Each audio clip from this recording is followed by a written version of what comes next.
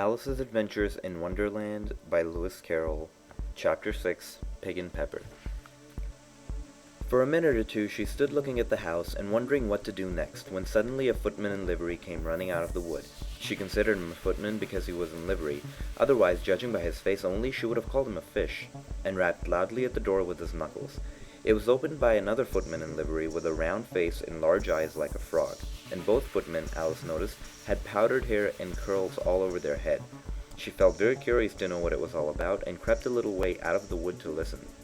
The fish-footman began by producing from under his arm a great letter, nearly as large as himself, and this he handed over to the other, saying in a solemn tone, for the Duchess, an invitation from the Queen to play croquet.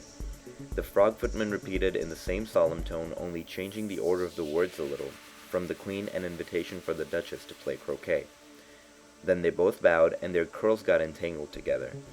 Alice laughed so much at this that she had to run back into the wood for fear of their hearing her.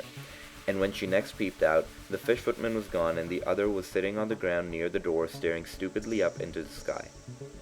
Alice went timidly up to the door and knocked. "There's no sort of use in knocking," said the footman, "and that for two reasons.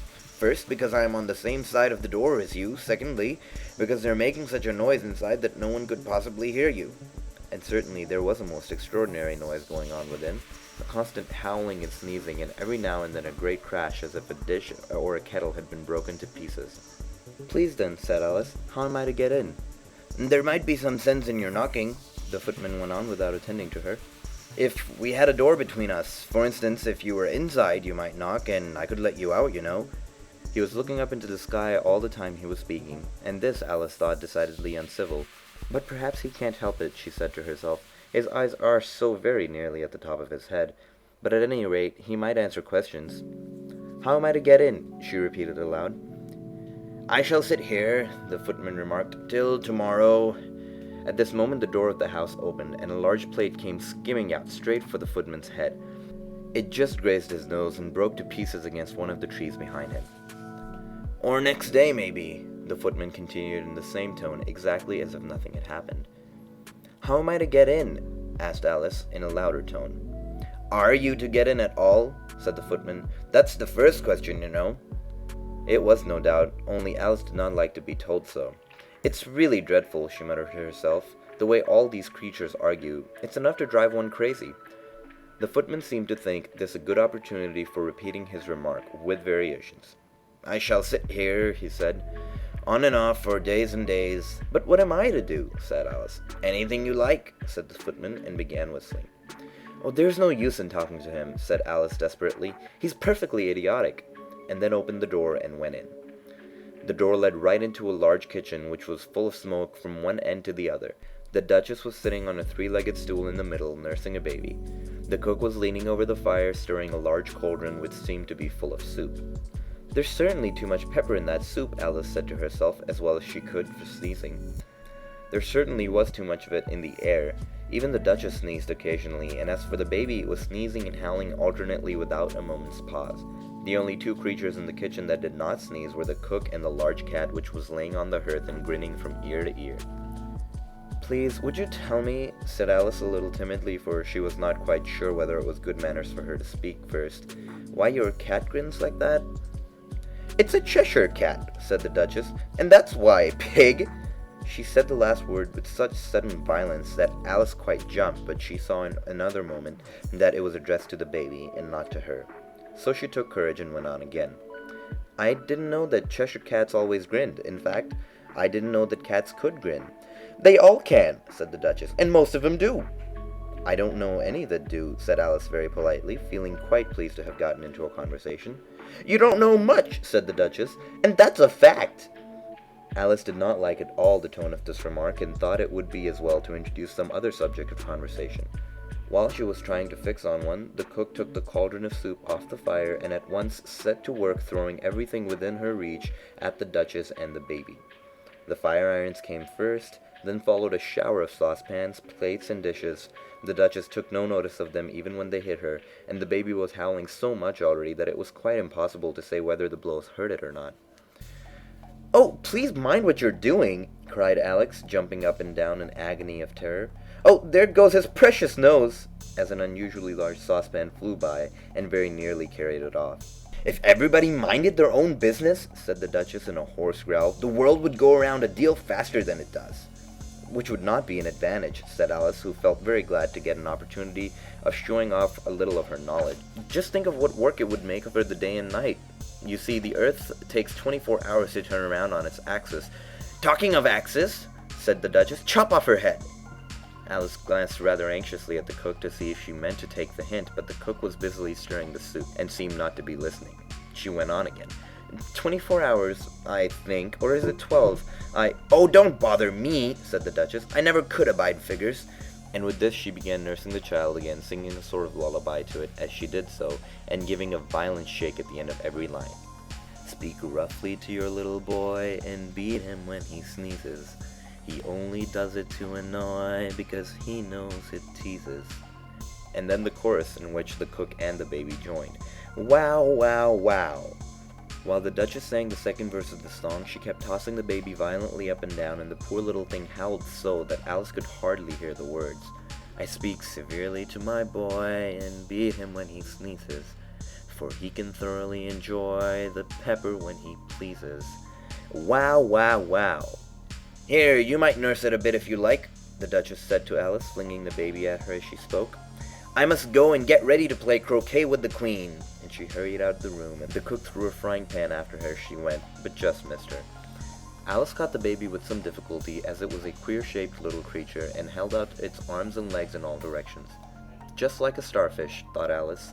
The poor little thing was snorting like a steam engine when she caught it, and kept doubling itself up and straightening itself out again, so that altogether for the first minute or two, it was as much as she could do to hold it. As soon as she had made out the proper way of nursing it, which was to twist it up in a sort of knot, and then keep tight hold of its rear end and left foot, so as to prevent its undoing itself, she carried it into the open air. If I don't take this child away from me, thought Alice, they're sure to kill it in a day or two. Wouldn't it be murder to leave it behind? She said the last words out loud, and the little thing grunted in reply.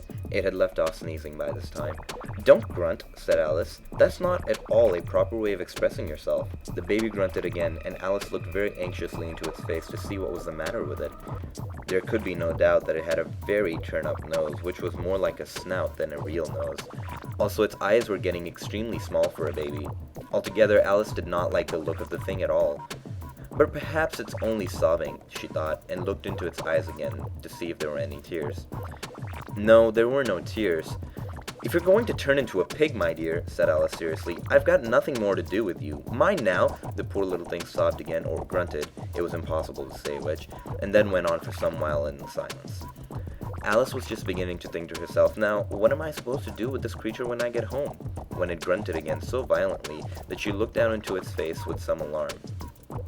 This time there could be no mistake about it. It was neither more or less than a pig, and she felt that it would be quite absurd for her to carry it any further. So she let the little creature down, and felt quite relieved to see it trot away quietly into the woods. If it had grown up, she said to herself, it would have made a dreadfully ugly child, but it makes a rather handsome pig, I think. And she began thinking of her other children she knew, who might do very well as pigs, and was just saying to herself, if one only knew the right way to change them, when she was a little startled by seeing the Cheshire Cat sitting on the bough of a tree just a few yards off. The cat only grinned when it saw Alice, and it looked good-natured, she thought. Still, it had very long claws and a great many teeth, so she felt that it ought to be treated with respect. Cheshire Puss, she began rather timidly, and she did not at all know whether it would like the name. However, it only grinned a little wider. Come, it's pleased so far, thought Alice, and she went on. Would you tell me, please, which way I ought to go from here? That depends a good deal on where you want to go, said the cat. I don't much care where, said Alice. Then it doesn't matter which way you go, said the cat. So as long as I go somewhere, Alice added with explanation. Oh, you're sure to do that, said the cat, if only you walk long enough. Alice felt that this could not be denied, so she tried another question. What sort of people live about here? In that direction, the cat said, waving its right paw around, lives a hatter, and in that direction, waving the other paw, lives a March Hare. Visit either you like, they're both mad. But I don't want to go among mad people, Alice remarked. "Oh, you can't help that," said the cat. "We're all mad here. I'm mad. You're mad." "How do you know I'm mad?" said Alice. "You must be," said the cat, "or you wouldn't have come here." Alice didn't think that proved it at all. However, she went on. "And how do you know that you're mad?" "To begin with," said the cat, "a dog's not mad. You grant that?" "I suppose so," said Alice. "Well then," the cat went on, "you see, a dog growls when it's angry, and wags its tail when it's pleased. Now, I growl when I'm pleased, and wag my tail when I'm angry. Therefore, I'm mad." "I call it purring, not growling," said Alice. "Call it what you like," said the cat. "Do you play croquet with the queen today?" "I should like it very much," said Alice, "but I haven't been invited yet." "You'll see me there," said the cat, and vanished. Alice was not much surprised at this. She was getting so well used to the queer things happening. While she was still looking at the place where it had been, it suddenly appeared again. "By the by, what became of the baby?" said the cat. "I'd nearly forgotten to ask." "It turned into a pig," Alice answered very quietly, just as if the cat had come back in a natural way. "I thought it would," said the cat, and vanished again. Alice waited a little, half expecting to see it again, but it did not appear.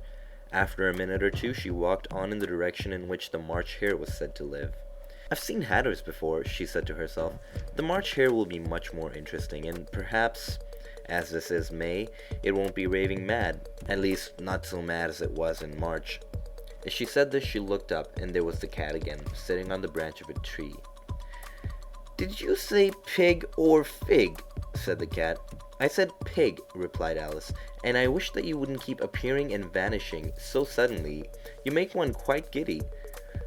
"All right," said the cat, and this time it vanished quite slowly, beginning with the end of the tail and ending with the grin, which remained some time after the rest of it had gone. "Well, I've often seen a cat without a grin," thought Alice, "but a grin without a cat? It's the most curious thing I ever saw in all my life." She had not gone much further before she came in sight of the house of the March Hare. She thought it must be the right house because the chimneys were shaped like ears and the roof was thatched with fur. It was such a large house that she did not like to go nearer till she had nibbled some more of the left-hand bit of mushroom, and she raised herself about 2 feet high. Even then she walked up towards it rather timidly, saying to herself, "Suppose it should be raving mad after all. I almost wish I'd gone to the Hatter instead." End of chapter